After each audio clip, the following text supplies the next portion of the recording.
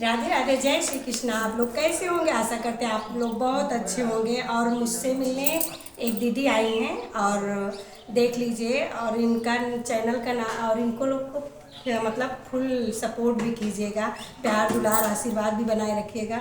और दीदी का चैनल का नाम है गीता मौर्य अवधि गीत ना।